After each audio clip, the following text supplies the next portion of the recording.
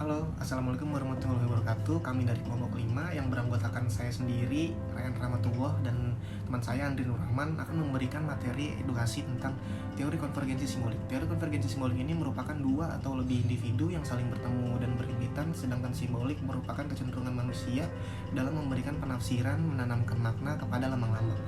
Ernest Borman mengungkapkan bahwa fantasi merupakan kunci dari teori ini. Istilahnya fantasi term analisis merupakan metode dalam menggambarkan teori ini.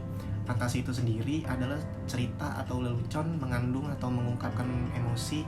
Fantasi meliputi peristiwa dari seorang anggota kelompok di masa lalu atau peristiwa yang mungkin terjadi di masa depan. Fantasi tidak mencakup komunikasi yang berfokus pada yang terjadi dalam kelompok. Fantasi dalam hal ini merujuk pada cerita fiktif atau keinginan erotis, namun pada cerita atau lelucon yang mengungkapkan emosi, peristiwa masa lalu, anggota, kelompok, dan peristiwa yang mungkin terjadi di masa depan. Nah, fantasi ini memiliki beberapa konsep, yaitu ada fantasi term, yaitu menjelaskan sebagai dramatisasi pesan yang berupa lelucon, analogi, permainan kata, cerita, dan sebagainya, yang memompa semangat berinteraksi. Lalu ada fantasi chain, yaitu rantai fantasi terbentuk ketika pesan didramatisasi oleh anggota kelompok yang berhasil mendapatkan tanggapan dari anggota kelompok yang lainnya, sehingga meningkatkan intensitas dan kegairahan dari para partisipan dalam berbagai fantasi.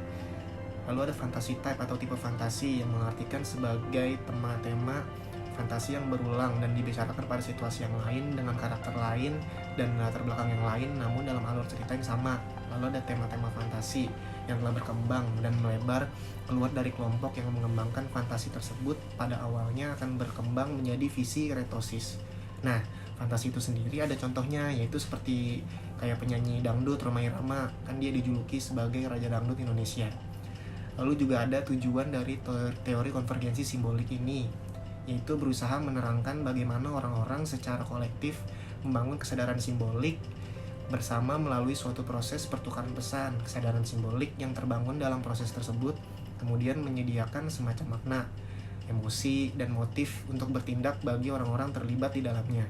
Lalu ada juga fungsi dari teori konvergensi simbolik ini, yaitu untuk mengurangi ketegangan dalam suatu kelompok, menguatkan ikatan emosional antara orang-orang yang terlibat dalam suatu kelompok, dan membentuk rantai fantasi yang kohesif. Selain itu, fungsi lain dari teori ini juga menganalisa interaksi yang terjadi dalam skala kelompok kecil. Kelompok di sini dapat berupa kelompok sosial, kelompok tugas, dan kelompok dalam sebuah pergaulan. Membahas mengenai teori konvergensi simbolik ini mengemukakan bahwa gambaran atau image seseorang individu terhadap realitas itu dibimbing oleh cerita-cerita yang menunjukkan bagaimana suatu objek harus dipercaya. Cerita tersebut tercipta melalui interaksi simbolis dalam kelompok-kelompok kecil, biasanya, dan kemudian disebarluaskan dari satu orang kepada orang lainnya, dan dari satu kelompok ke kelompok lainnya. Image seseorang itu akan semakin mantap apabila ditambahkan dengan cerita-cerita mengenai orang tersebut.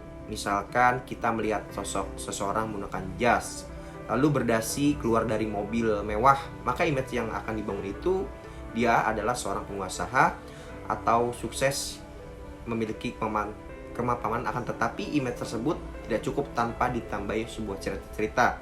Mungkin bagaimana proses suksesnya, di mana rumahnya, terus di mana kantornya, berapa gajinya. Nah, itu kan membuat seseorang image suksesnya itu semakin mantap.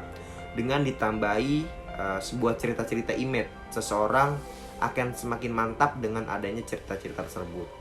Meskipun pada saat kita melihat orang tersebut, kita sudah yakin bahwa orang tersebut adalah kategori yang sukses. Tetapi apabila ditambah sebuah cita-cita dalam sebuah kelompok kecil, maka image sukses yang melekat dalam orang tersebut akan paripurna. Teori konvergensi simbolik sering juga dinamakan dengan analisis tema fantasi. Nah, jadi begitu mengenai teori konvergensi simbolik dan konsep-konsep fantasi. Sekian penjelasan dari kami, semoga bermanfaat untuk kita semua. Wassalamualaikum warahmatullahi wabarakatuh.